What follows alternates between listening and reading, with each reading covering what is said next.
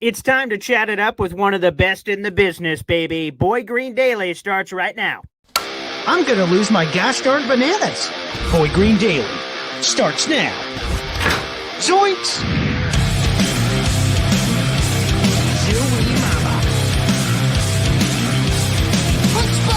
I made it clear that my intention was to play, and my intention was to play for the New York Jets.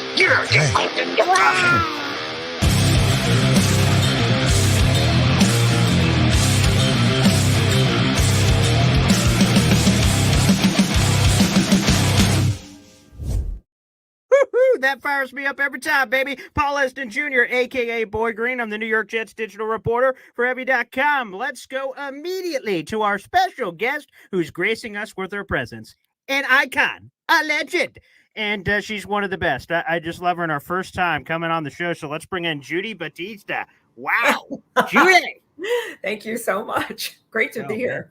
Of course. Well, Judy, it's great to have you on the show. And of course, we had, what was that now? Just a little over or a little less than a week ago, I suppose, with Back Together Weekend, the NFL Network, and you and Baldy and everybody there. That was awesome. And you'll be back coming up this weekend as well for some more New York Jets coverage, Judy. So phenomenal.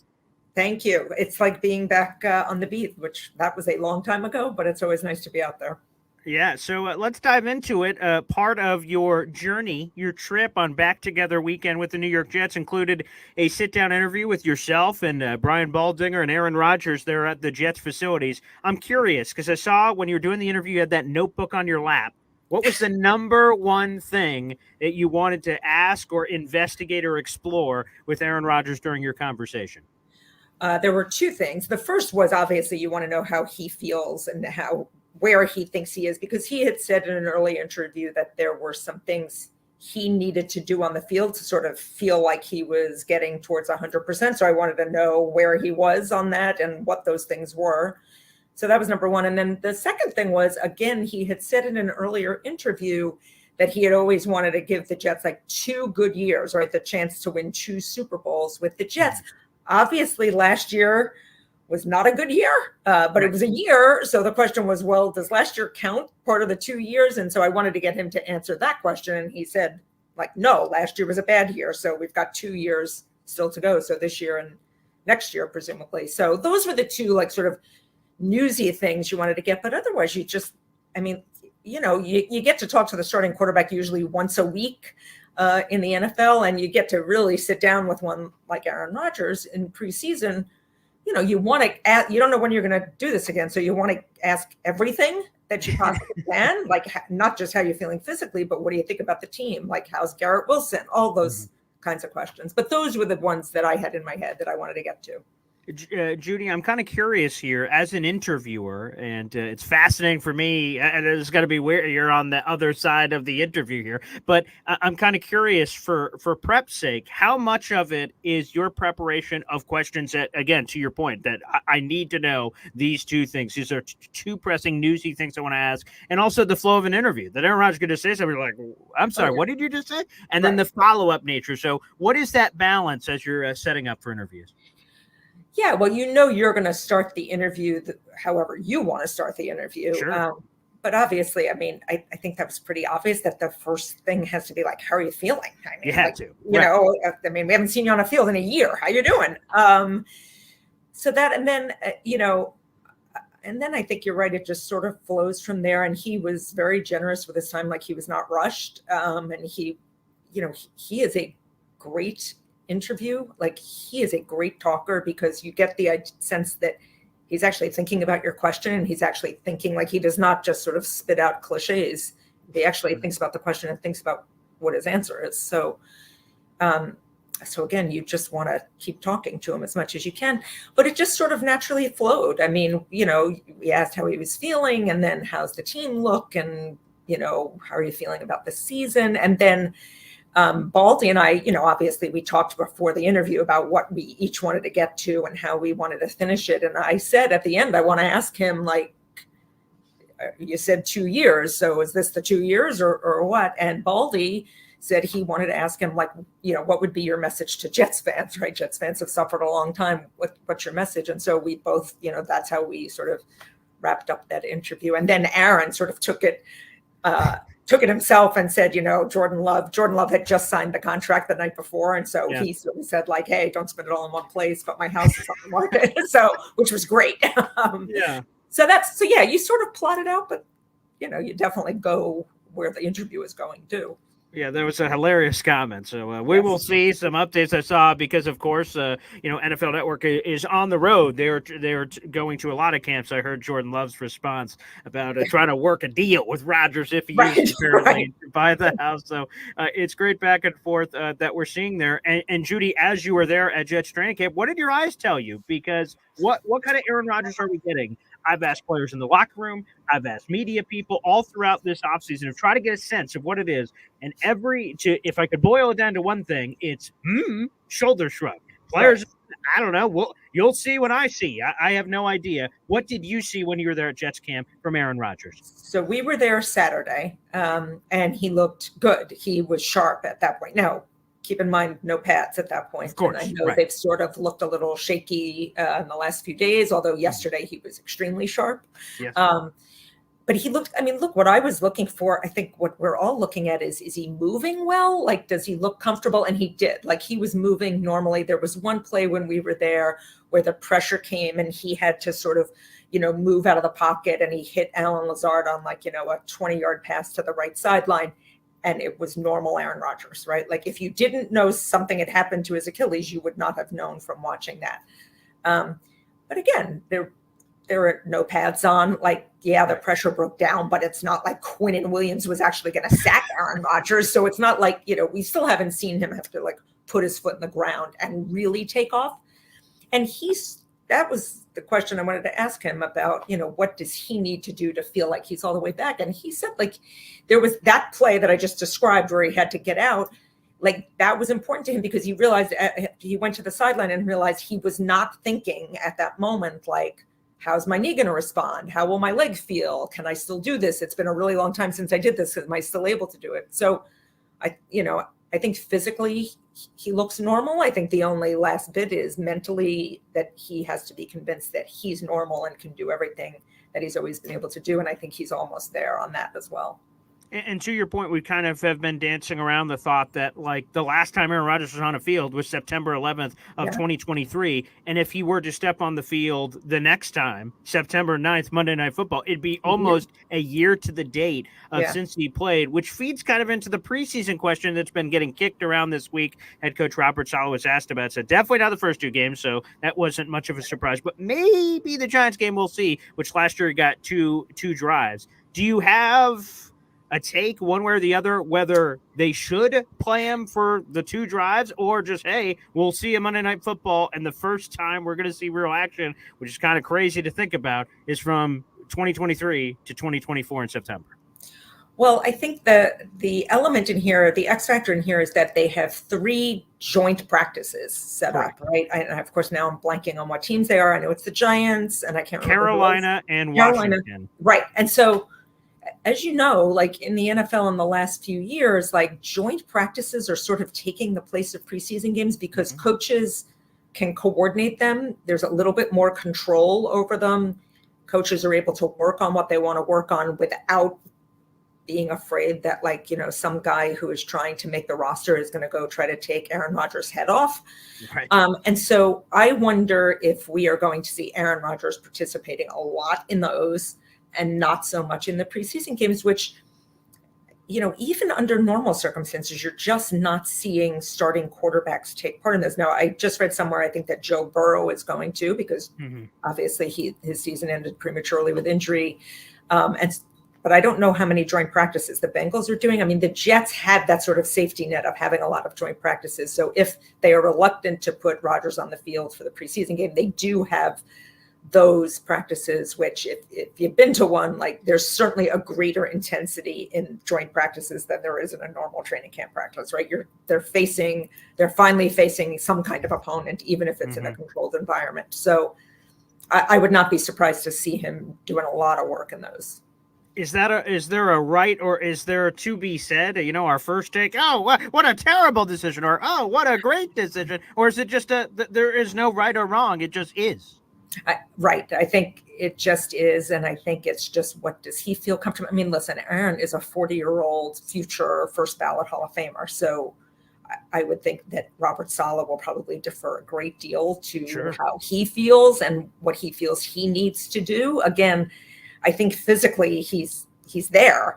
I think the only question that, that might still be lingering for Aaron is, are there still plays that he has not performed on a field that, that he has to be sure he can still do? And so I think if you get to, right before the third preseason game and he says, listen, I just want to get out there in live action, I could see Robert Saleh maybe, letting him do that. I think obviously you defer an awful lot to what Aaron Rodgers wants to do. And Judy, again, we're speaking with Judy Battista, baby. She's one of the best. It's so phenomenal to have her here on the program. Again, she was with Brian Baldinger at, Back Together weekend, which is terrific. It's a national holiday, as far as I'm concerned, in terms of the football coming back, which is terrific. And I'm curious, with this New York Jets team, as we're getting ready for things, and you see Aaron Rodgers, and we're getting ready for all of this that is coming together here for the New York Jets, Judy, where I kind of wanted to go here ultimately is with this joint practices. How do you feel about them? I've heard other Jets analysts kind of in our community that cover the Jets exclusively have kind of like poo-pooed the joint practice thing because of the intensity and the risk that is potentially involved with a team. Because there's some teams like the Jets that are going full bore. They're doing 3 of them. The LA Rams are another team. They're doing 4 of them, which is more than any team that are coming. But some teams aren't necessarily playing completely in those waters as much as other teams. Is there any concern to you from a joint practice perspective, from the actual intensity that comes up? And to your point, a player just going, there's 90-man rosters here. Player 89 of the Commander says, I'm going to make my story. Aaron Rodgers, you're about to get the business here. You know what I mean? Right. And I think that is what is avoidable in joint practices that you run the risk of in the preseason games, because joint practices are, they're coordinated with the two coaches coordinate about, like, this is what I want to work on. This is what I want to do. This is, how we're going to approach this. And so there is some degree of control there, but there's also hitting, which is important. Like, you hear players say this all the time. And I mean, they know better than anybody else. Like, you can't have a summer with no hitting. Right. And then you jump into week 1 and, you're supposed to go full steam ahead, and just, pound each other. Like, that's just not realistic. They have to be built up to that too. So I think that we're seeing most coaches and players preferring the joint practices because, again, there's a measure of control, but you're still getting the sort of physical activity and you can work on specific things. And certainly as we hear conversation that the off-season schedule is going to be changed and maybe they're going to take away another preseason game, I think you're going to see even more more joint practices because that will be the opportunity to work on stuff. And Judy, you and Brian Baldinger were apparently ahead of the conversation on this Garrett Wilson, Aaron Rodgers thing, because during your guys' full sit down, you talked about it, and Aaron Rodgers talked about how it's hard to throw to Garrett because you're just so fast. There's all these intricacies, and I love the breakdown. You guys should watch the full interview. You can find it online. It's a 11, 12-minute plus interview that you can find out there. And boy, it was fascinating. And then to see what has happened since that interview took place and the viral videos of Aaron Rodgers and Garrett Wilson being very fiery, passionate, animated, the word you'd like to use for that. And it's gone kind of crazy. And we've since heard from both Rodgers and Garrett who have downplayed it a little bit. But I found Rodgers' conversation with you and Brian incredibly insightful of the why and the explanation of that. And again, you guys kind of kicked off, I guess, with that conversation. Yeah. So the viral videos, and I understand why they go viral, and I understand particularly why they go viral among fans who don't watch practice all year, obviously can't see these practices. So it looks one way. For those of us who are at practices all year and you're watching, that's not unusual. It doesn't, these are highly, intensely competitive people, and they are fiery, but toward the same end. And particularly in the case of Aaron and Garrett Wilson, Aaron thinks the world of Garrett Wilson. And part of what he is doing is trying to get Garrett Wilson to come up another level because he thinks Garrett Wilson has the skills, has the ability to be the best receiver in the league. I mean, he has talked about him like Devontae Adams, who Aaron Rodgers thinks is the best receiver in the league. And so he thinks he's got the skill set, but he was talking, as you said, in the interview that Baldy and I did with him, he was talking about like he needs to practice that way, right? Like he's like Aaron Rodgers is sort of pushing Garrett to get to that, right? He wants him to raise his level. And so that's why you're seeing the fiery stuff. But like, I mean, I certainly don't think there's any problem between the two of them. On the contrary, I think they are very much alike. They're very emotional and very passionate and intensely competitive and want to win. And I don't know if fans remember this, but last year when the offense was dysfunctional, there were games after which I went over and talked to Garrett Wilson, and he looked so frustrated. I thought he was going to start to cry. Like he just was so frustrated and upset. And he, very much to his credit, never said a bad word about any quarterback, never said a bad word about coaching, nothing. He was a great teammate. But you could just, I mean, he was so upset and so frustrated that this is just what you're seeing right now this summer is sort of the flip side of that frustration, right? He is so ready to go. And, you know, Rodgers is pushing him to raise his level. That's what you're seeing. So I think this is all good. Like those sort of like where they're yelling at each other and Rodgers is, you know, you can see he's gesturing, like telling him how he wants something run or, you know, what side he wants him turning to. I mean, that's how you get stuff done. That's the connection you want going into the season. But there certainly has been an evolution. Garrett Wilson, his rookie year, he couldn't quite contain himself from a maturity standpoint the same way. They go after the game, the media comes over to him, and he's like, geez, like we sucked on offense. They're like, whoa, okay, he is just... Rodgers talked about it in that interview, right? Rodgers said, like, you want to harness it. You don't want to get rid of the passion, obviously, but you don't want somebody flying off the handle, right? You've got to harness that energy and the passion to sort of raise your level on the field, which I agree with you. I think we've sort of seen that as part of the maturation of Garrett Wilson was last year. I mean, he must have been biting his tongue like crazy because he really never broke ranks and never said any of the stuff that most of us would have said. Yeah, and the wide receiver market is exploding. We're seeing people get paid left and right. But the complicating nature for me as I look at Garrett Wilson is where does he stand in the receivers of the league? Because he hasn't put up the elite numbers, but part of that, everyone could point to the quarterback play, obviously. Right. I mean, he's had 2,000-yard seasons, which I know is not right. It's not just Justin Jefferson. Sure, right. But he was doing that with arguably the worst quarterback situation in the league. I mean, last year in particular, he has not played with an elite quarterback. And, I mean, Justin Jefferson had Kirk Cousins. Jamar Chase had Joe Burrow. Right. Jamar Chase has Joe Burrow, who he has played with for years. So their connection, it was built in.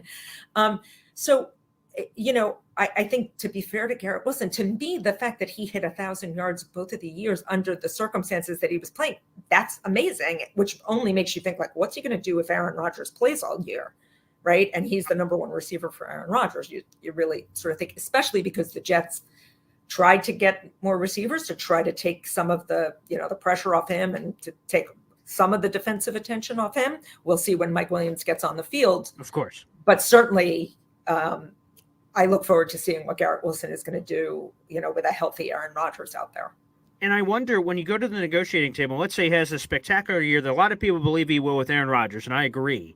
But, when he gets to the negotiating table and the Jets look at the numbers, because that's what they're going to do, and see the production and be like, long story short, it's how much should he be paid? Because he hasn't been in the CeeDee Lamb, Justin Jefferson, Dak Prescott for CeeDee Lamb, but that same conversation of great quarterback play that have put up those numbers, and he hasn't put up those numbers. Would the Jets say, well, he has played with terrible quarterback? Will that even factor in? It just seems complicated because like Sauce seems unquestionably, or questionably to some, the best corner in football. That contract seems easy. Okay, who's the highest paid? Okay, Sauce, a penny more. Makes sense. Boom. Like, it's not as easy to say that about Garrett because of the lack of numbers, which, again, it seems interesting when that contract discussion begins, which, according to the CBA, can begin next offseason. Right. I'm curious how that plays because of Garrett Wilson's lack of having a great quarterback up until hopefully this season. Right. Well, obviously this season will be very telling. Yeah. But the flip side is going to be he's a homegrown talent, a guy you drafted. If you let him go, if you don't give him the big contract, and the markets are the market has exploded. There's no question. But I mean, that's where the market is. Of course. So, you can't say like, well, you didn't have the production in your first 2 years. Okay, so let him go. Let him hit free agency and see what happens. And then where are you? Because by that time, you may not have Aaron Rodgers by the time he would hit free agency. You don't have Aaron Rodgers. You also don't have a number one receiver. What are you doing with your team? So it would be very bad if the Jets let Garrett Wilson walk out the door, especially because he is a homegrown guy. And I mean, very bad. Yeah, I couldn't agree more. I think they want to pay him. I'm just going to be curious at where the Jets' number may be and where Garrett's number may be Don't different. Forget, just remember, the salary cap is going to continue to go up a lot. So yes, these contract numbers are like wild, but the money is there. They got the money. So, they're going to have to figure it out. And of course, they're going to have to figure out who their next quarterback is. Like, that's the next question, right? Who's the next quarterback for the Jets? Because if you have Aaron for 2 years, you've got to start the succession planning. You see teams doing it already. Yeah. So you're going to have to factor that in. No doubt about it. And I'm curious, how much better do you believe this Jets roster is this year, right now, in this current moment in time, compared to a year ago? Significantly better. First of all, the offensive line was overhauled, and yes, it's older, and so that makes you concerned about injuries, but it's better. It's more experienced. It's more mature. And, last year was obviously a debacle, including for the offensive line. But a lot of those young guys got a lot of experience last year. And so now you've got some depth that has experience. But the front line offensive line is much better. Breece Hall is healthy right out of the gate, which is no small thing. Now, he played last year, but he was coming quickly off an injury. So he's completely healthy now, which is awesome. Again, Mike Williams, whenever he gets on the field, should help relieve a little of the attention that will be on Garrett Wilson. Malachi Corley, the Yak King, I love that. He is a big addition. So I feel like they've got more weapons there. They've obviously got better protection. You just can't say it enough times. It all hinges on Aaron's health. Right? If Aaron is healthy and playing all season, this should be a playoff team. No question about it. But he has to be healthy. And I think the defense will be fine. And I think eventually Hassan Reddick, they will figure something out and he will get in there. But the defense is really good. And imagine how good that defense would be if they could actually play with a lead. Aaron in that interview said something like a 2-score lead. We'd like to be able to give him a 2-score lead. I'm like, a 2-score lead? Like, they would take any lead, like they held the team in the games last year. So playing with a 2-score lead, I can't even imagine what that would be like for that defense. So I think the team is considerably better than it was last year. But, everything is fragile in the NFL and it all hinges on one person. In your same breath with Garrett, like, oh my goodness, how the hell did this guy get 1,000 yards of back-to-back season to play with 7 different quarterbacks, which is an unbelievable stat that is unfortunately true. You say the same thing about the defense. It's been top 5 each the last 2 years. You look at the other side of the ball. How the hell is this team top 5 in both of these? And just, again, to your point, scores, scoring, having leads, having Aaron Rodgers on the other side. Who knows? When Aaron said in that interview, we'd like to give them a 2-score lead, I literally in my head was thinking, man, a 2-score lead. Did they even? I'm trying to think in my head, did they ever have a 2-score lead last year? I don't think so. I don't know.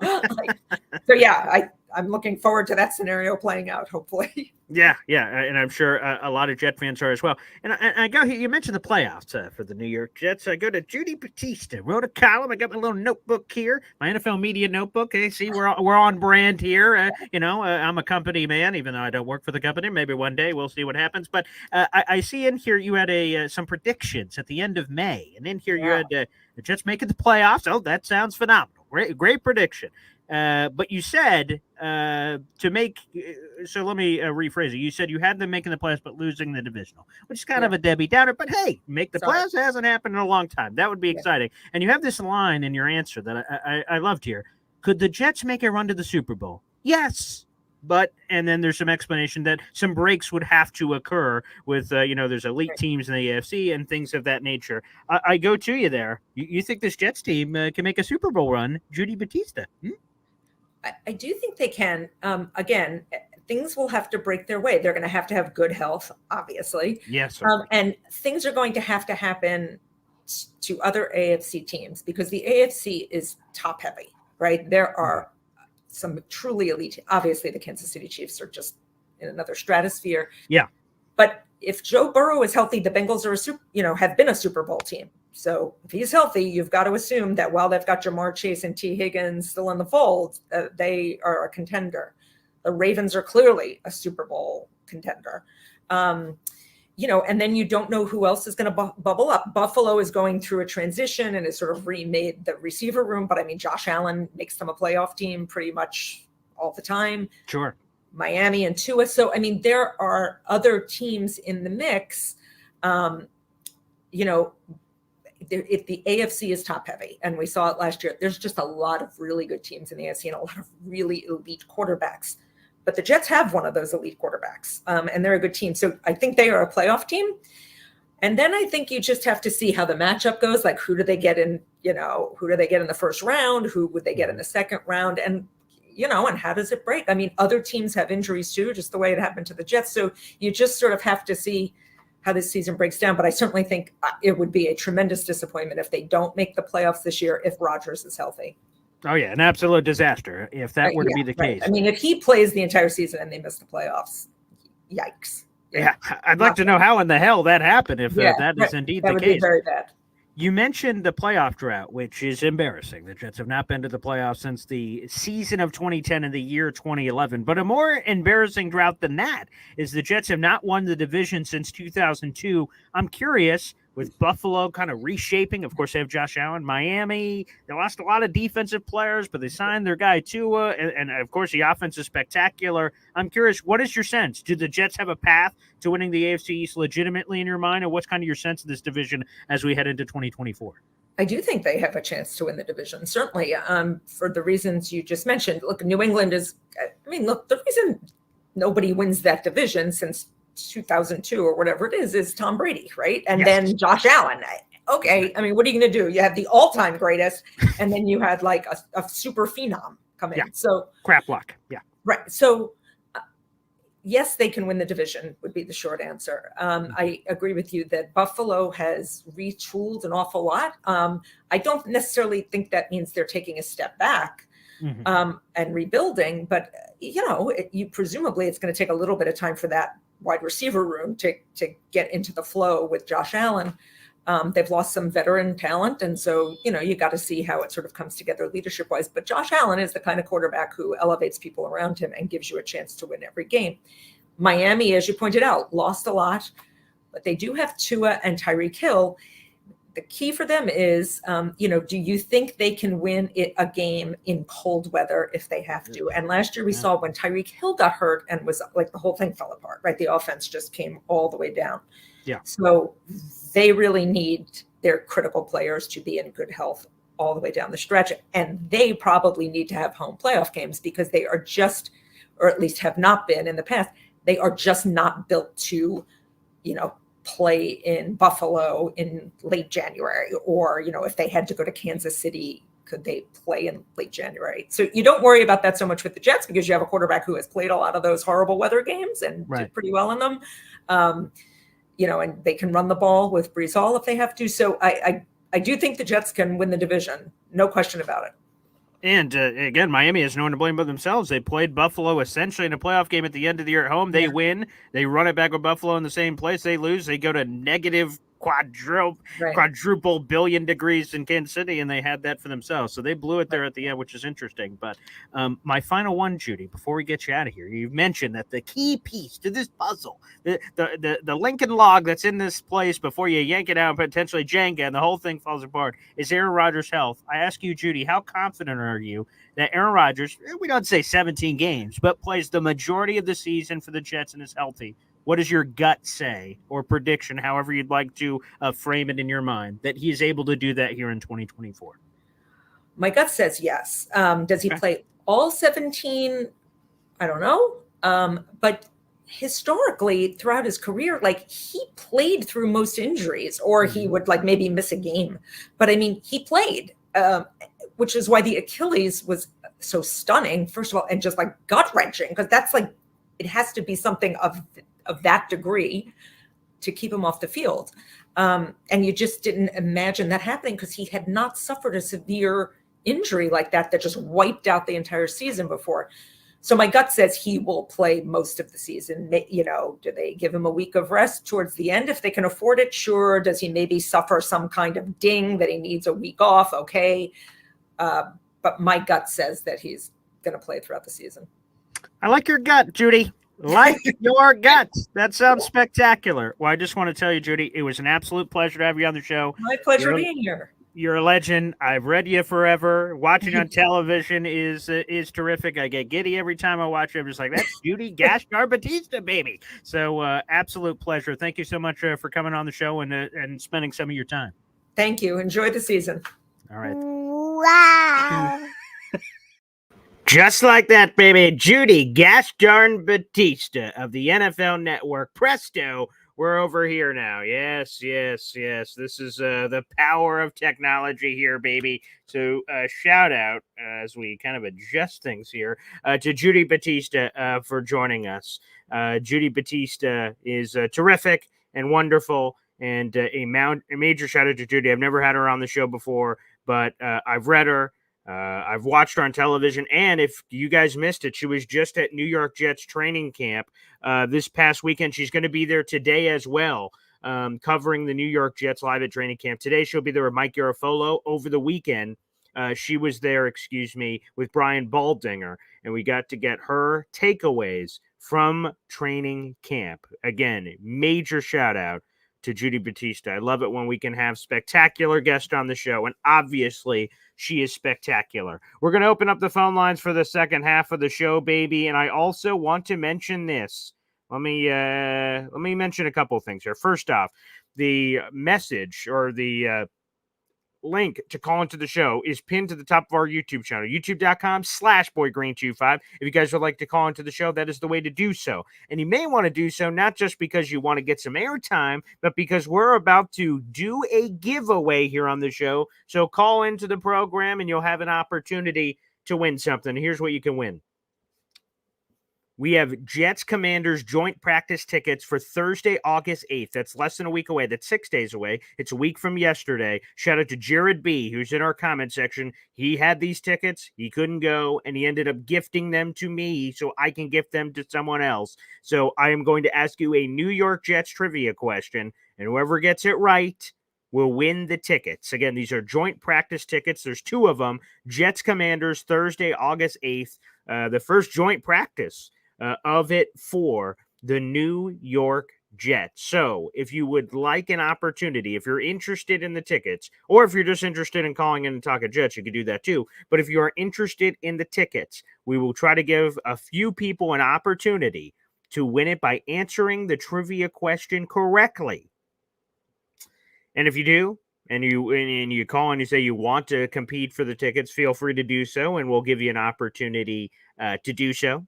And hopefully that works. So excellent. So feel free to do so. That is open. And I have my trivia question right here, baby. And it is a Jets historical trivia question.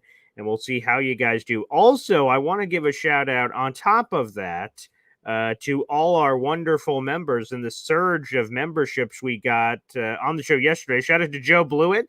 In case you missed it, you guys should be checking out the Boy Green Meets Woody show, which is every Tuesday and Thursday at 3 o'clock. Joe Blewett joined yesterday. We had a surge of memberships, and I wanted to pull this up to make sure you have the appropriate number right now. We are 11 memberships away from the next emoji. We already unlocked an emoji, and that is this. I will show it to you. Some people are going to love this. Some people are going to hate this. I'm going to throw it up on the screen. You guys have it available. We have a BMAC over emoji with him in his new Jets hat over. And I think you guys all know what the over means. So you guys can use that. That is a BMAC in your emoji grouping.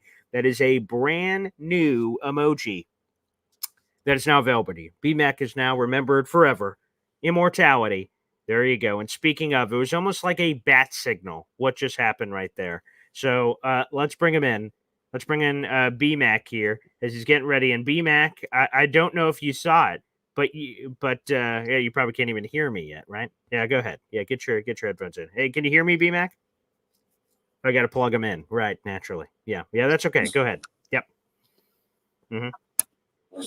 I jumped to you too quick. How are you, B-Mac? Can you hear me? Oh, no, you got to get something else. I turn off my air conditioner. Make sure. Oh, right, for the hearing port. So you might not have seen this, B-Mac, but you are now remembered forever. You said, like, Paul, why the hell do you want a picture of me? That's kind of weird.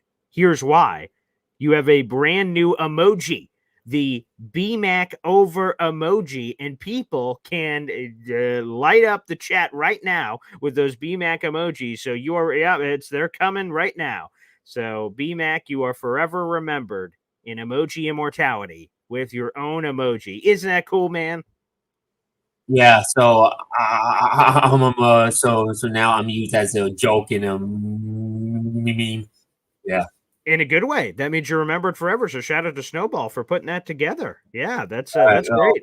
I wish I could be remembered forever like that. That's immortality, man. After you kick the bucket, boom. Those some emojis people will be alive. in the chat, are not happy with me, but it looks happy. I mean, I am seeing a million BMAC emojis right now. They are unloading it.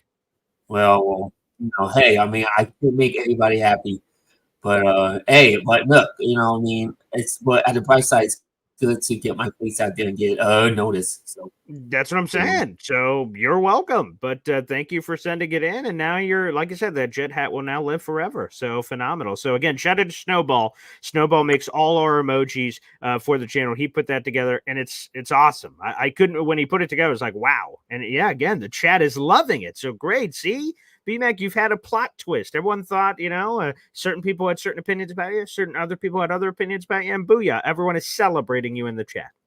Beautiful. Yeah. So first of all, good morning to you. Yeah, good morning.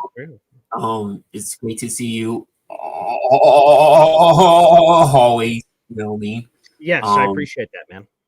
And yeah, so a great interview you have with Judy Battista, right? Thank you. Yeah, she's wonderful. Absolutely. Of NFL Network. Yes, sir.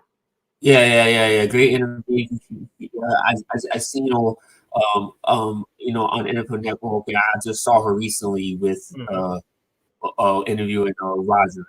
Yeah, isn't that crazy? I interviewed the woman who interviewed Aaron Rodgers. That's pretty crazy.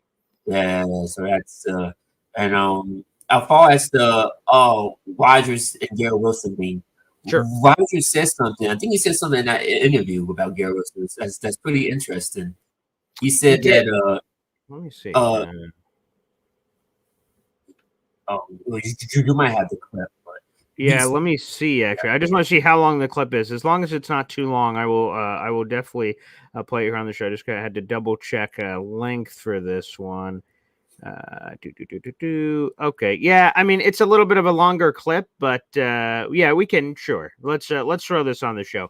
Yeah, so long story short, in case you guys missed it, Judy Battista and Brian Baldinger, in case you guys didn't see it during our chat, they were at Jets training camp for Back Together weekend. That was last Saturday. So again, today is Friday. It was last Saturday. It was almost a week ago. They sat down with Aaron Rodgers. Now remember, at this point, there's no controversy. There's no drama. There's no Aaron Rodgers, Garrett Wilson thing yet. No one was talking about it, about their conversations. That would come in the following days. But while they were all there together, again, Brian Baldinger, Judy Battista, and the whole crew, while they were there, they asked Aaron Rodgers about that relationship and putting things together. And when you hear this, and when you, and sure, we'll just play the clip. So I love BMAC. He's a supporter of the show.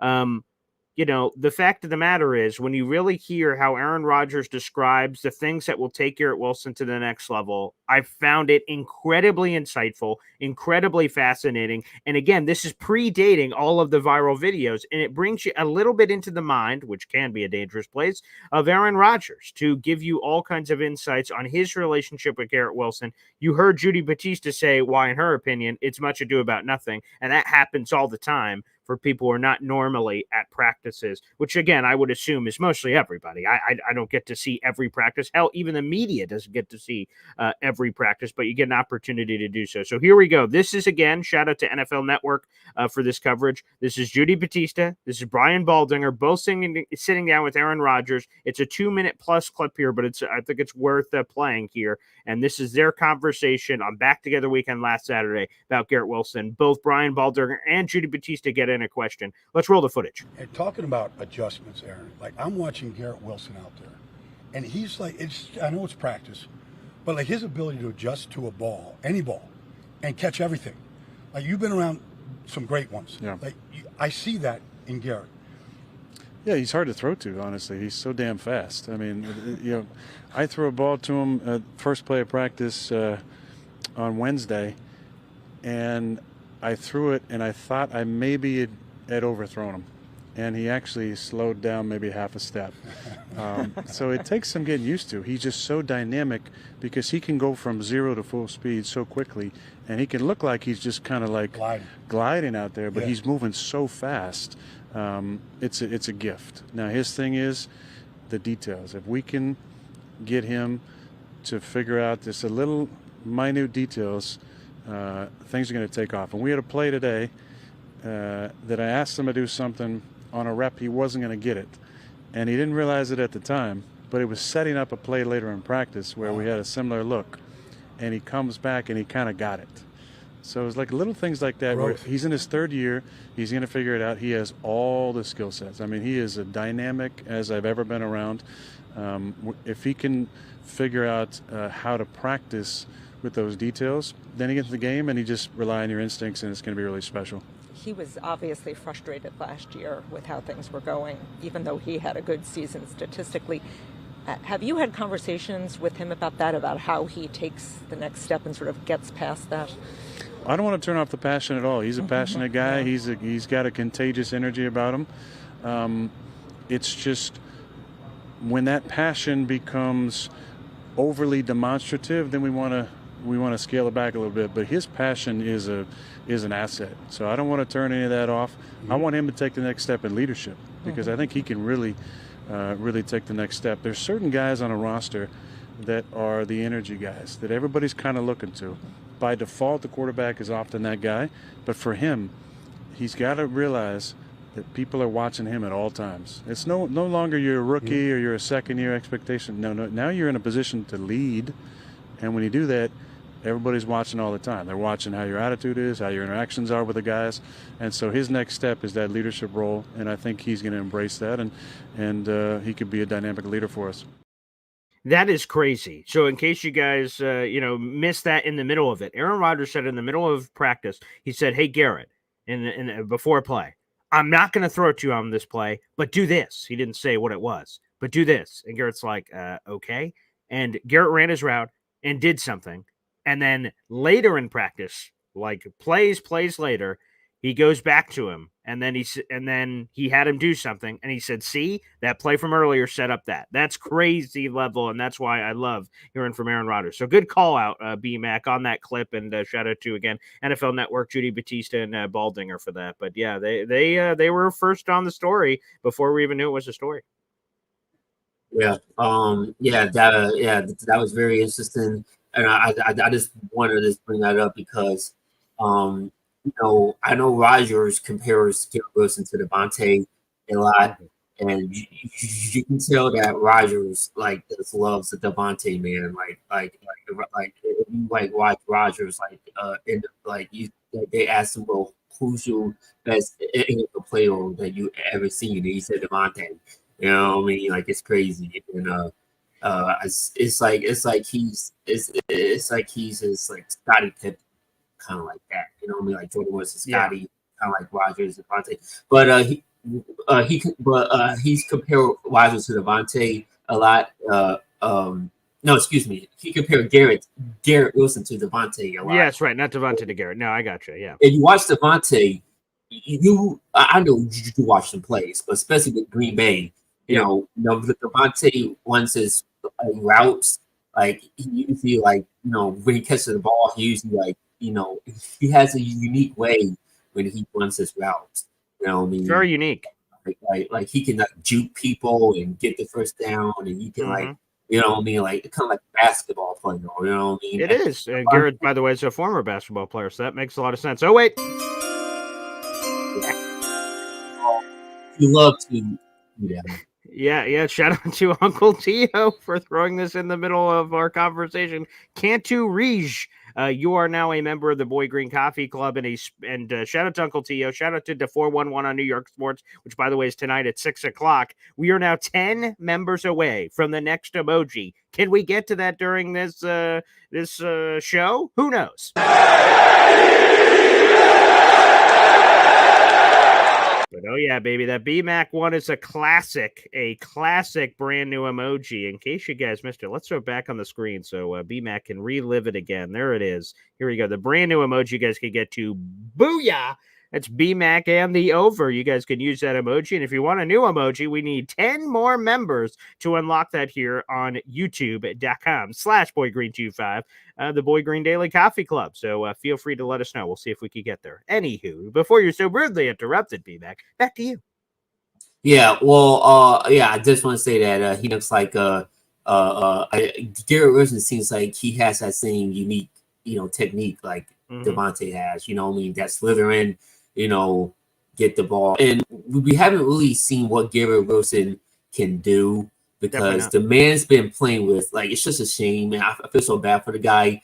The man's been playing with terrible quarterbacks, man. Yeah. Tim Boyle and Zach Wilson and Trevor Siemian and, Joe Flacco and Joe Flacco wasn't bad, but at the Jets he was bad. At the Browns but that was more about the Browns than Joe Flacco. Let's be honest, right? But there's all these abomination of these quarterbacks, and you seen last year too. Last year when we watched the R22, there was plays that Garrett Wilson was wide open, and plays that should have been easy be first downs, touchdowns, 70-yard touchdowns, and the quarterbacks, sucked so bad that they couldn't even look at his direction.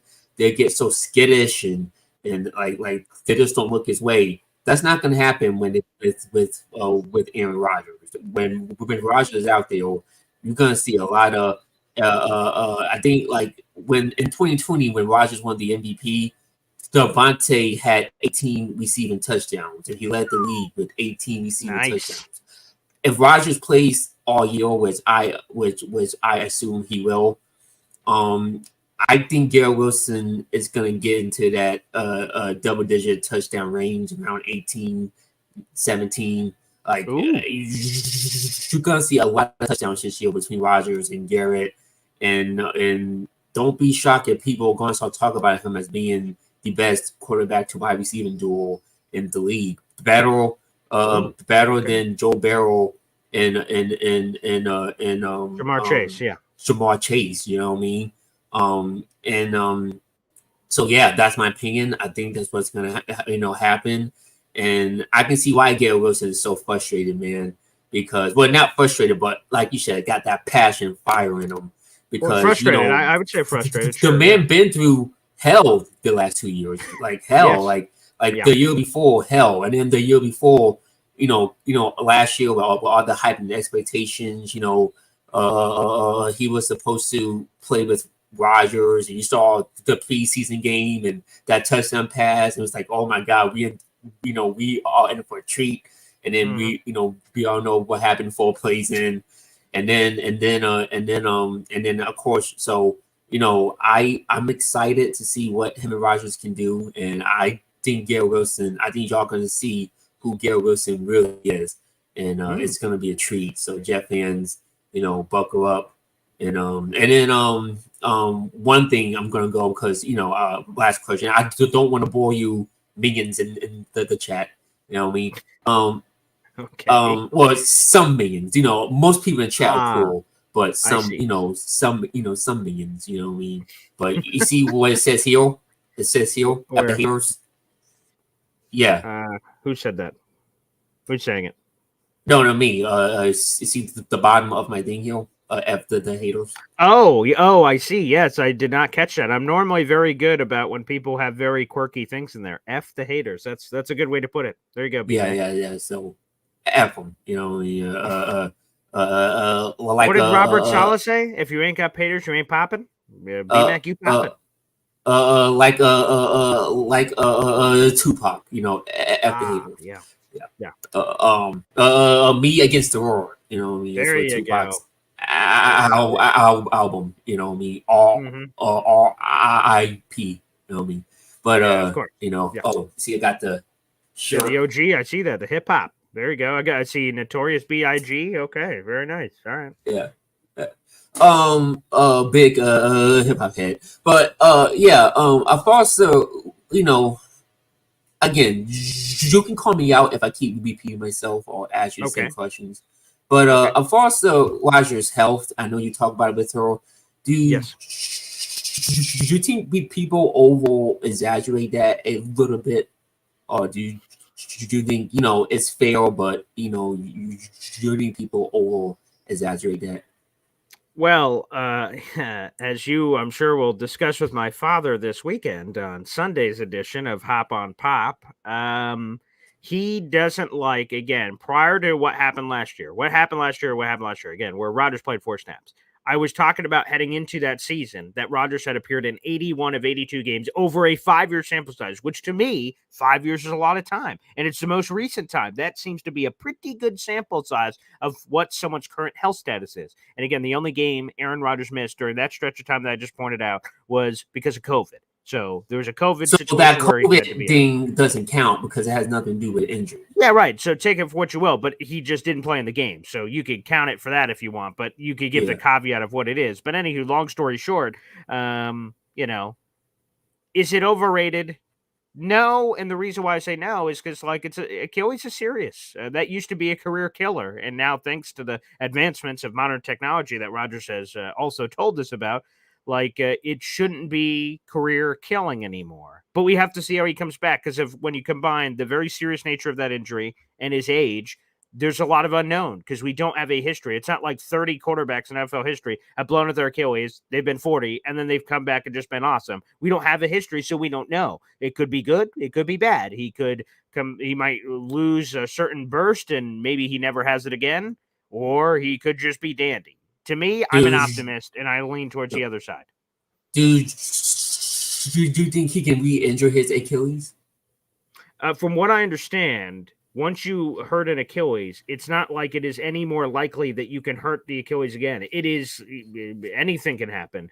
Like in your training, if you overcompensate, you make your other leg too strong or the recovering leg too strong, you could blow out the other Achilles, long story short, if it's not right. So you have to make sure that your muscles are equal, symmetrical, that you have the same weight. You don't want like a super big right leg and a left leg. That's going to hurt you on the football field. So the muscle, so Rodgers should be fine with his legs and stuff like that. Yeah. And again, anything could happen. He could get hit by a bus tomorrow. I don't know. But anything can happen. Anything could happen on the football field. He could be pushed from behind and all of a sudden something else happens.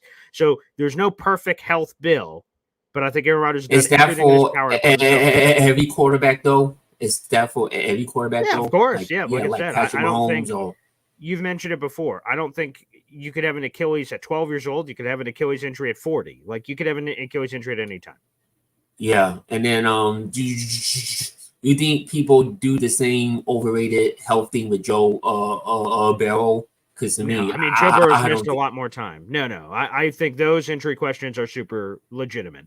Rodgers, no, it's one injury like in the last 5 years, or 6 years even. I don't think that counts. Burrow's had several injuries since he's come in the league. Yeah, including that calf injury that he played in the beginning of the year, which they got off to a big slow start because of it. Yeah, but the Bengals usually get off to a slow start. They're usually, the year before they got to an 0-2 start and had to, So I don't know what's up with that. I think you're a Bengals fan. That's another thing to worry about this season is the Bengals get off to them slow starts, because especially in a loaded AFC and the Bengals are in a tough division than the Jets. You know what I mean? So they can't afford to start off slow and claw their way back. And because I think Pittsburgh is going to be better. I think Pittsburgh is underrated. Of course, you got the Ravens and you got the Browns. If Deshaun Watson can stay healthy, that's another health problem too. Is Deshaun Watson and his health as well, so that people don't talk about as well. So, but I think Deshaun Watson is damaged goods in my opinion. But again, with no quarterback, with Joe Flacco, they still made the playoffs. So outside of the quarterback, the Browns have a loaded roster.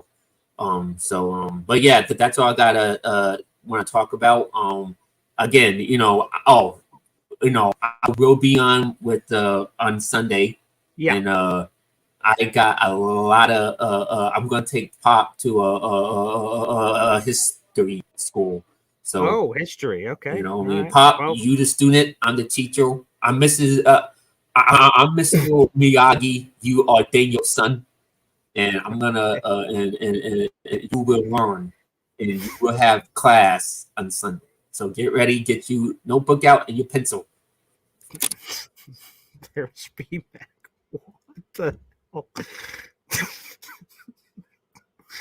Oh my God. All right, let's go back to the phone lines. That's going to be interesting to follow up. We can go to Ricky, New York. What's up, buddy?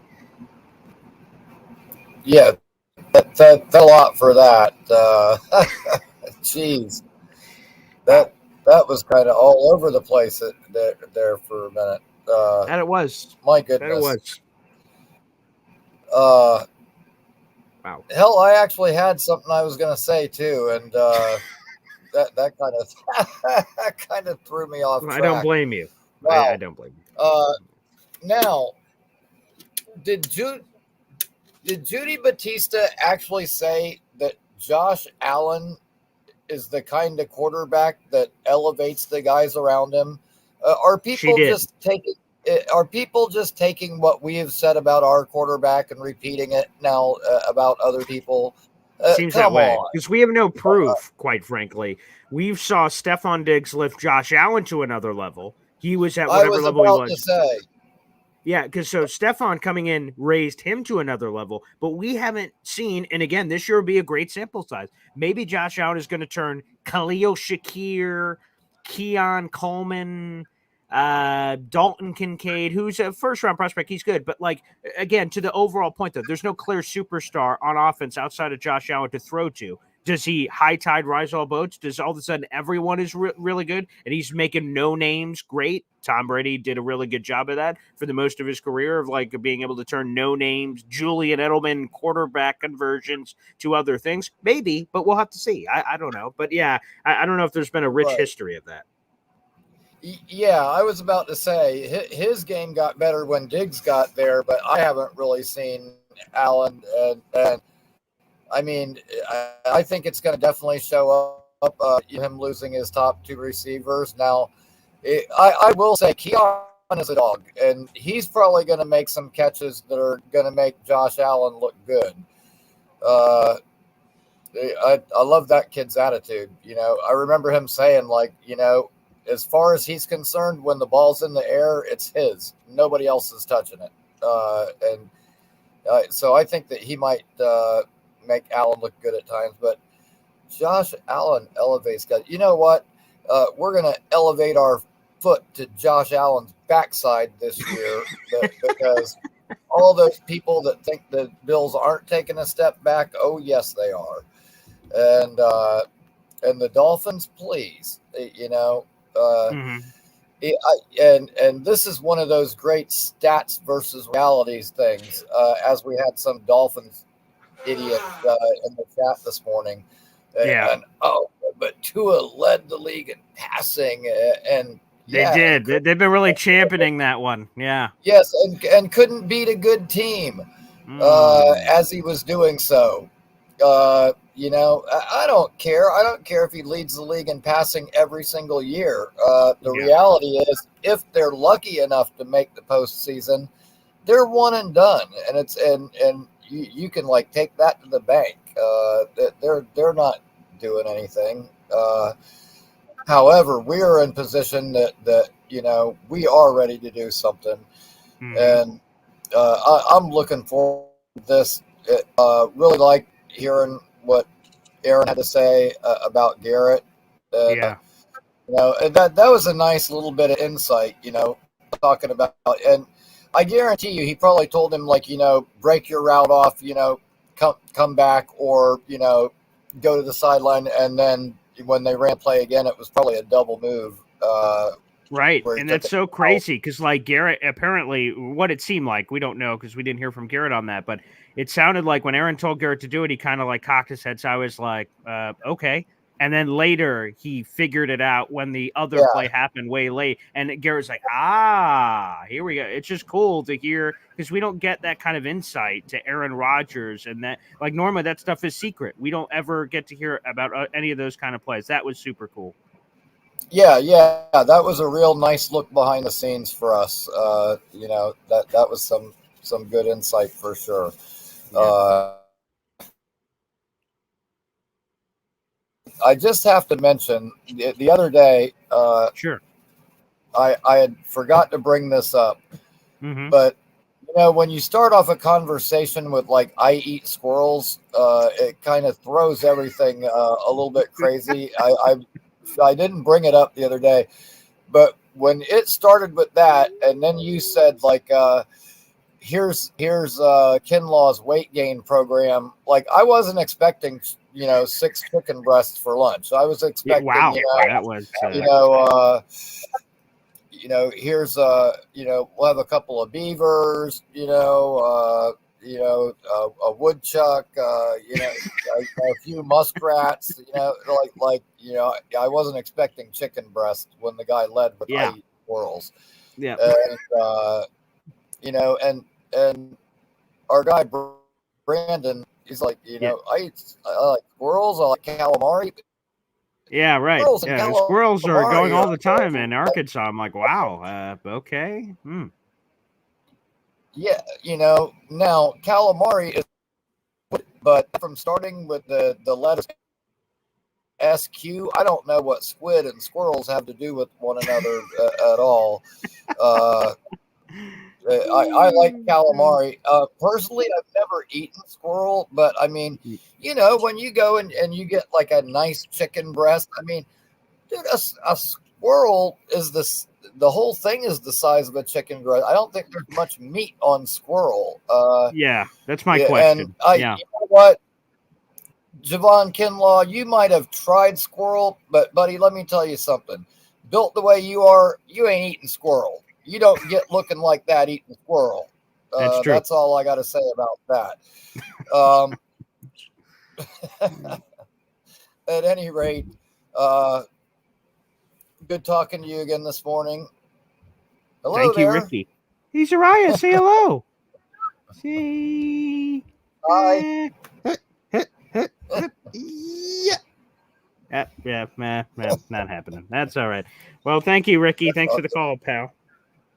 All right, man. You have a good day, Paul.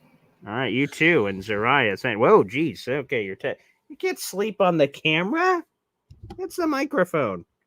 All right. Well, while she's sleeping on the desk, I will reach around here and do what I forgot to do after the BMAC call. This is a new tradition we're supposed to be doing. Zariah, do you recognize this person? Wow. WOW. All right, let's go to the phone lines. We got our boy FL Phil 98 here on the show. What's up, pal? Good morning, Paul. Hi, Zariah. Hey, Zariah, say hello. I'm glad you used that the wow thing, man. That's great. I like it. It's very underutilized. Great. You could use it a lot. It's great. We could 100%. Yeah, it needs more play. There's no doubt about it. So, first of all, I love Ricky's takes. I think I told you that before. Yeah.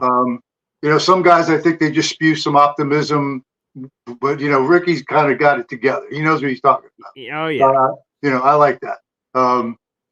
But the reason I called was we talked a little bit about Hassan Reddick the other day. He made a prediction.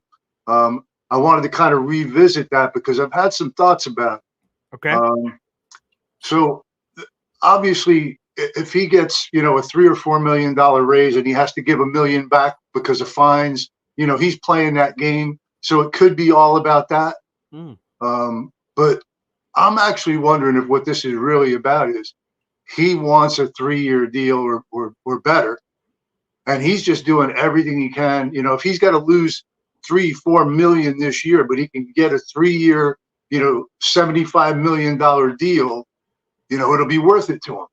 Right. So I'm kind of thinking maybe now what this really is about is, listen, one thing ain't changing. He's going to play for the Jets. He's going to show up because at some point He's got to make his money.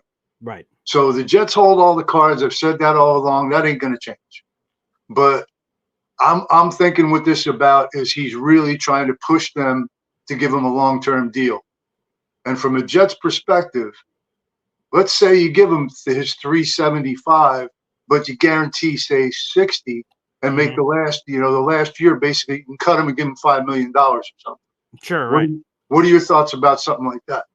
I think you're right on what he would be waiting out for. And to be honest, what I think Reddick is hoping out for, while he's getting fined up the wazoo right now, I think the truth is that for old Hassan Reddick, I think he's trying to make things incredibly uncomfortable for the New York Jets and hoping the public pressure of everyone coming on shows like this and national shows going, man, what are the Jets doing? They're blowing this thing. And hopefully there's enough of that hoopla that in Reddick's camp, they're hoping that affects the Jets. They're like, okay, let's just end this. Let's solve this and get him in because we need to win a Super Bowl. And then Hassan wins. Ultimately, to your point, the Jets hold the cards. If they're patient, Reddick will eventually show up. Lassie's going to come home if they just hold it because he's 29. He turns 30 in September. Are you going to Le'Veon Bell and try to skip a year? Even if you did, the Jets would still control your rights. But are you going to play around with your age? It'd be one thing if he was 23, 24, and he's like, I've got all the time in the world. I can play around. He doesn't have time to play around. Father Time is undefeated. So I do agree with you. I think that's what he's holding out for.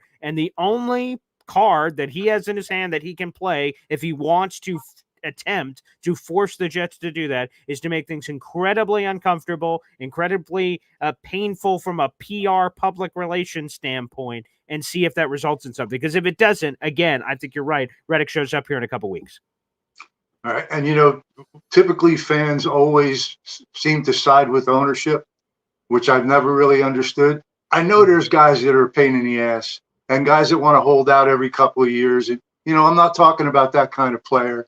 And a guy who's just a malcontent and a pain in the ass. This guy's kind of, been taken advantage of a little bit. He is 29. He knows the clock is running. He's just trying to get his bag. I honestly don't fault him for this at all. And I'm just curious now, the other day, basically, we both agreed it's probably going to be a $15 million to $20 million 1 year deal with incentives. Do you still think that's where it ends up? Yes, I do. If anything, you can ask my family. I'm stubborn. So when I have a take, I will die on that hill and denial not just a river in Egypt. But I will say that I do believe at the end of the day, that's where it's going to settle. Because to me, I think what this world is all about is compromise. I want this. You want that. I'm not getting this and you're not getting that. Let's find something in the middle so we can all feel a little bit happier. Again, to sell, Reddick could sell to, when he comes back home after we renegotiate this thing, I won, the Jets caved, I got $4 more million, woo! And the Jets are like, we got him in camp, this is great. Everyone thinks they won, and the situation just gets resolved. I think that's the easiest way to put it. So yes, I still am sticking to before the first preseason game. I believe ultimately what's going to happen is that you guarantee some of the salary, which again, I think that's semantics because the Jets aren't going to cut him. They are not going to cut him. Now, could they trade him? I don't understand how that could happen because you still need another really good pass rusher and they're running out on the free agent market. So even that, while I guess I can't guarantee that part, I could guarantee they won't cut him. I guess it's possible. Anything's possible, I suppose. But he's going to play for the Jets 99%. And it's going to be on one of those kind of deals. So, yeah, I stick by those guns. Well, I agree with you. There's no question he's going to play for the Jets. That's happening. Yeah. He'll be in this year one way or the other to play for the Jets. Mm-hmm. I'm starting to wonder, though, if they aren't going to work out a longer-term deal, as long as the Jets have some protection in, say, year 3 or out. Right, which wouldn't be bad. If you could protect yourself from that standpoint, and again, it's one of those faux deals that looks crazy, but then you start getting into the inner workings and it's not as crazy. But again, Reddick gets what he wants. He is as motivated as possible, sure. That has to be within the realm of possibilities for some sort of mini extension. It's got to be on the table because apparently, according to all the reporters, the Jets said that they would consider that for Reddick, that it was on the table, they didn't just say, hey, pal, we're never going to extend you. You're playing this 1 year. You're a mercenary and nothing more. Get your ass in camp. Like, they never said that to him, according to the report. So, yeah, we have to leave the door open for that possibility. Well, just to play devil's advocate one more time from a player's perspective, the guy is 29 and the clock is running. Mm-hmm. He has proved it. Okay, this isn't a 25-year-old that you're saying prove it. He has proved it. All right, this is his line in the sand. This is his last shot, and every player has that fear that next play's their last one. So if he comes in on the 1 year deal and says, "Fine, I'm going to prove it again, and I'm going to go get the bag next year," they always have that fear that maybe there ain't a next year. Right. So I'm just trying to have some perspective from his point of view. And, I don't think it would be the worst thing in the world for the Jets to give him a 3-year deal, a 4-year. I don't care, a 5 year, as long as if there's void years and protections and they keep the money in that $20 million range rather than 25, he gets more guaranteed money long run. He doesn't have to worry about if he gets hurt this year, he's done. The Jets get the best pass rusher they can get at the best price they can get him. There's a part of me that kind of would like to see that be the outcome. Yeah, I would to the devil's advocate point of like, you're Hassan Reddick here. You're like, but Paul, I've proved it, man. Like, look, I've proved it. And I'd be like, well, Hassan, you're still under contract, pal. It is what it is. If you were a free agent, okay, we could talk. You could ask for the moon, Lucy. But sorry, pal, you're under contract. So you could complain and whine and anything. Then maybe you should have signed a shorter deal with the Eagles than you signed. You signed a 3-year deal for $45 million. And at the time, that was representative of where you stood in the market. And now you're like, well, I don't like where I stand now. Well, sorry, pal. You're the one who signed the contract. You're the one who, as the trade happened, you said, we're all gravy, baby. We'll figure all that out when we get to one Jets drive. That's apparently what Reddick said. So I get it from the Reddick player. If I was Reddick, I totally understand what you're talking about. But he could get seriously injured. Last year's deal, he never gets another big money deal again. So I understand why Hassan's like, man, I want to get paid. I've proven it. The Jets are just saying, well, you proved it to other people, not us. This is our scheme, our things. There are players all the time that are great in one place. They go to another place. They're not great. Again, I don't think that's going to happen here with Hassan. It's just too obvious of a fit. The Jets defense, the scheme, him as a player, he's going to be awesome here. It's a near guarantee, which is why I think if I'm Hassan, let me be the 1 year mercenary. Let me get, again, some more incentives, some more money, and then someone's going to give me an unbelievable bag next year, whether it's the Jets or anyone else, to say, you dynamic pass rusher, let's go to town. Yeah. Well, again, that's the two perspectives. And, I see both sides of it. But as I said from the beginning, the Jets hold all the cards. There's no question. Of course. I wouldn't be upset if they signed him for a couple of more years, as long as the money's reasonable. I certainly wouldn't be upset about that. So I guess what I'm asking is, you already answered. You said you're sticking with your prediction. I'm starting to lean a little bit that it wouldn't shock me if he does get an extension. And when would that come? Give us your prediction. Same time frame. It's got to happen. Got to happen soon. Definitely before the last preseason game. He would have to be in camp for a week or so or more prior to the kickoff of the season. You got the extra week between. That's correct. There's a 2-week gap between last preseason game and the first game of the season. Yeah. So, if it's not this week, it's next week. No question. If it's going to happen, it's got to happen before the last preseason game, I would think. But, I'm starting to lean towards. I think this has gone on so long, and he's playing it the way he's playing it, and I'm starting to wonder if he's looking for the bird in the hand. Okay, do I want to play another year, prove it again, and hope for the big contract, or can I get a better contract than I got now? Know that I'm secure for a few more years, and take a little bit less than I really want. So I'm starting to lean for it. I think that might be where this goes. Well, I love the devil's advocate. I love exploring the stories. Again, as much as I appreciate people calling into the show, say, Paul, you're handsome, and everything you say is right, and you're never wrong. I love those calls. Keep those coming, by the way. I know that immediately got my daughter up going, huh? Really? Well, you know what? I also appreciate the full conversations that are able to be had. So, FL Phil, thanks, brother, for giving us a full vented conversation on this. Thank you, Paul, and JETS, baby. Jets. Let's roll. Let's play that for Phil here, baby. Let me scroll. Let me play this. Sorry.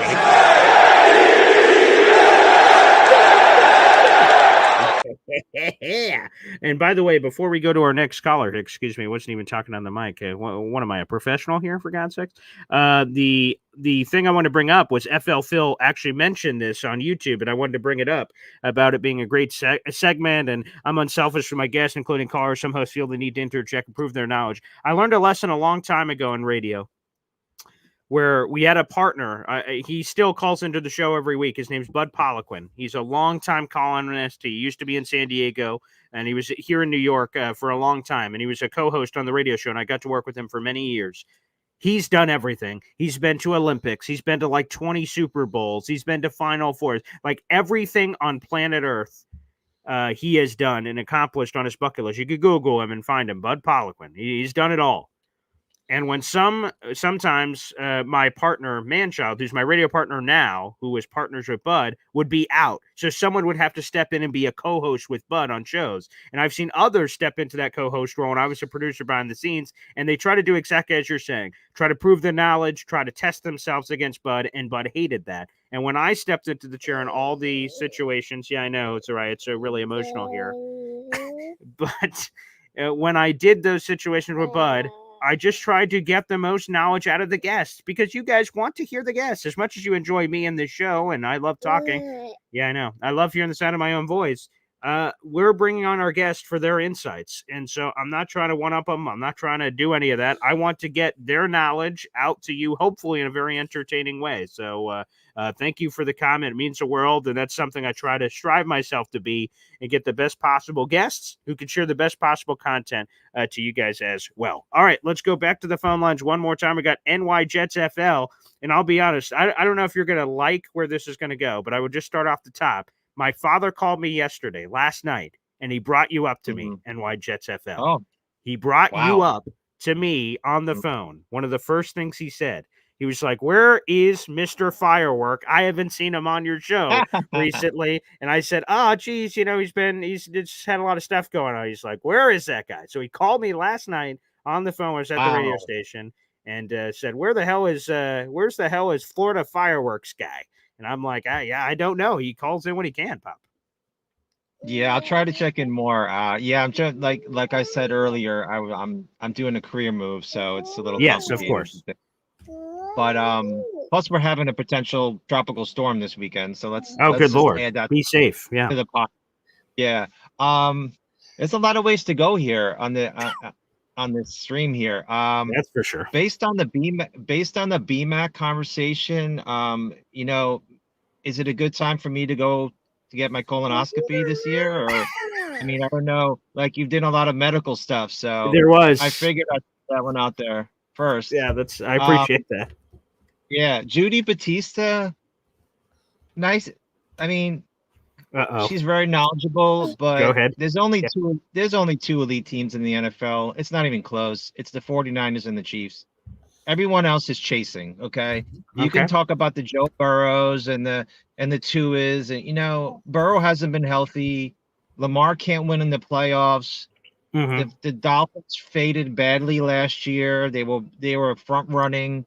They faded. Good teams don't do that. Right, good teams. That's true. So, right. So, San Francisco actually went on a roll last year in the middle, maybe towards the end of the season. They were on like 5 in a row. They were just kind of destroying teams maybe towards the end of the season. I had a thought about. This might be a little weird, but all right, it's no problem. No, I'm not. Well, DeAndre Hopkins. We're bringing in receivers, right? Into camp. Yes. Yes, yeah, You think there's any way, since DeAndre Hopkins went down, we could fleece them into taking Lazard off our hands? I would love that. They have a lot of depth. They've got Tyler Boyd. They got Traylon Burks and Calvin Ridley. That was the other big one I forgot. So they got a lot of receivers, but boy, I would love that. I would. I don't know what I'd have to double check some of whoever the wide receiver coach is down there, if there's any like prior connective tissue with Tennessee or something. But that would be the situation for the Jets. So you almost see in the reverse way of like who has injuries and who can you take advantage of? Who can you take to the woodshed? And that'd be one certainly I'd explore and try to look into. But it sounds like the Jets really want to keep him, and it sounds like he's had this big turnaround, although I didn't love everything I heard in his press conference. There's a lot of stuff I still didn't like. We'll probably have to do a show on that, I'm sure, at some point. But, yeah, I'd be fine if someone else took him, to be honest. But I don't know if anyone else will, or if, that's just it right there. I don't know if anyone else will. Maybe we can eat some of the salary. I mean, I'd be willing to do that, and then what a guy. Yeah. I mean, I don't know. I thought that's the first thing I thought about when I saw the injury. Said, there's a possibility, they have a young quarterback in Will Levis. They're going to want to do everything they can to make, see what they have in him.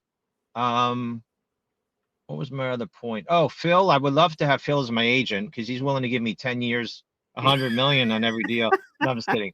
I don't want 3. I mean, we can't give him 3 years, $60 million or whatever. With no leverage. Because, again, so I love FL Phil. He's awesome. And I love having this really, he's a nice guy. I love having in-depth chats with him.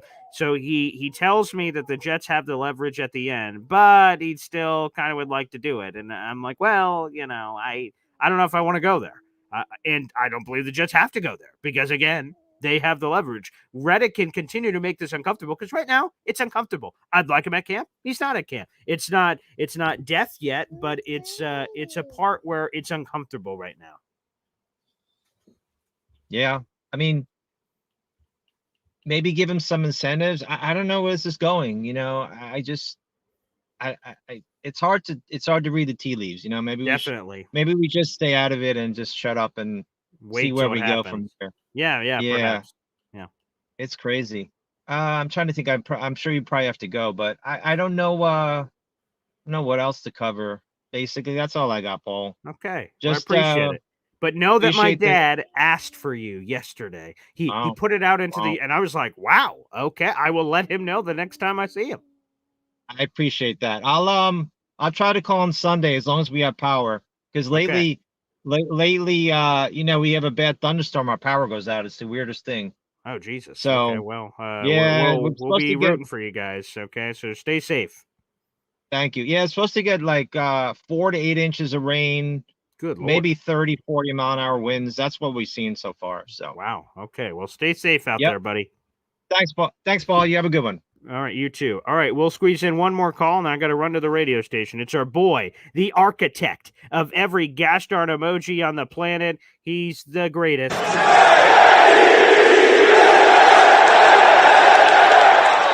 A permanent member of the Boy Green Coffee Club. Snowball joins us this morning. What's up, Snowball? Morning. I'll be brief. I don't want to take up any of your time. I know you got to go. Yeah. Wow emoji. Next emoji. Wow.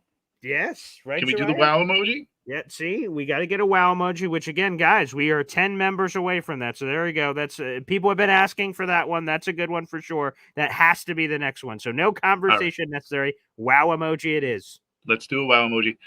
Other thing, I apologize. I haven't been listening. I just tuned in right now. I don't know if you covered the Aaron Rodgers, whether he plays or not in the preseason. We did not. We did not talk about that. All right.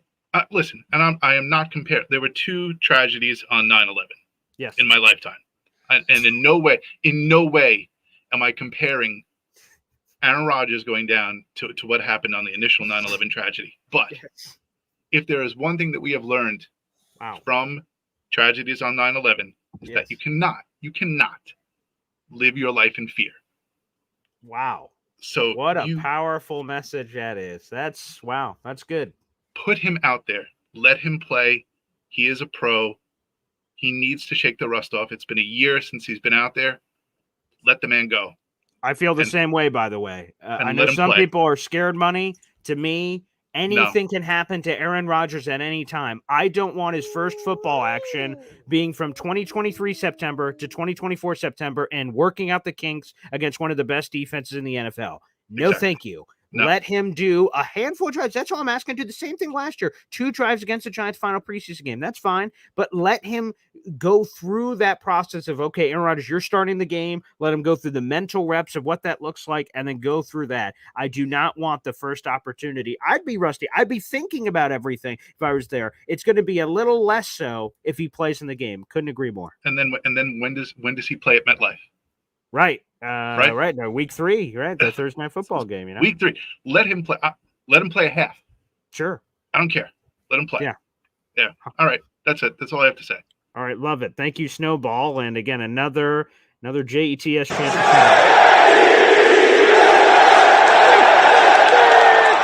There we go. And the next emoji will be the wow emoji. The wow emoji. And that'll be for you. We're 10 members away. We won't get to that today. I got to run to the radio station. But when we do, after 10 more members here on the Boy Green Coffee Club, wow emoji is coming. Soraya Luna. Here, take out your biggie. Go, yeah. Wow. Yeah. Sorry. Here's your Bobo back. Sorry.